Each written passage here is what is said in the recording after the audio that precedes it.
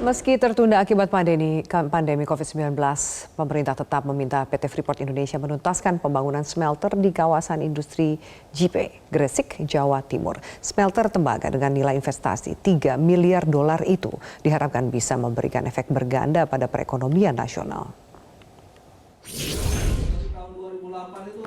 Setelah lama tarik ulur, pembangunan smelter Freeport Indonesia kembali mundur dari target tahun 2023 karena alasan pandemi COVID-19.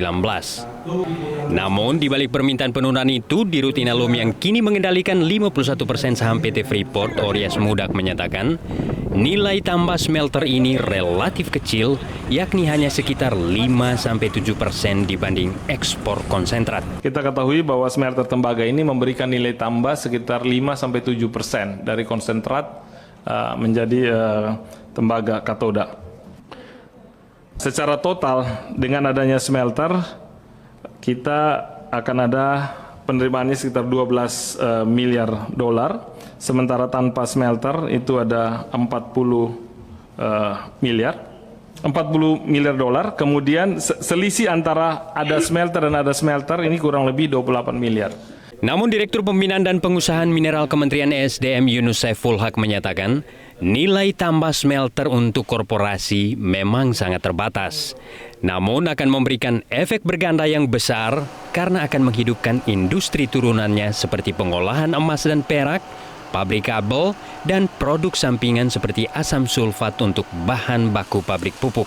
Jadi kalau hanya memandang as it is itu adalah sebagai pembangunan smelter dari aspek korporasi saja, memang ya betul, saya kira marginnya sangat luar biasa berat dibandingkan dengan profitnya. Tetapi ini adalah demi kepentingan negara ya. Negara tentunya dari sisi aspek multiplier effect, added value dari industri turunan setelah itu dia ada.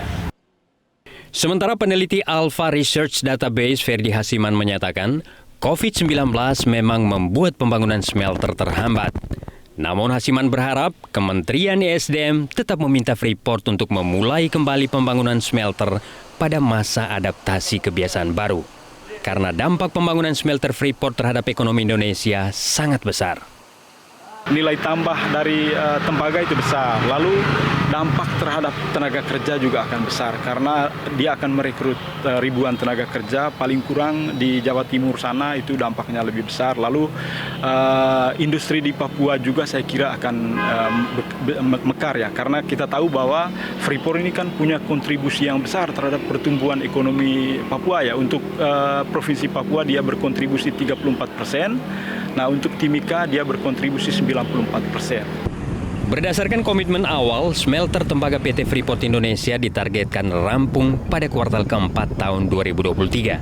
Sementara fasilitas Precious Metal Refinery ditargetkan beroperasi pada kuartal keempat tahun 2022. Namun semua target tersebut kemudian berubah akibat pandemi COVID-19. Tim Liputan, Metro TV.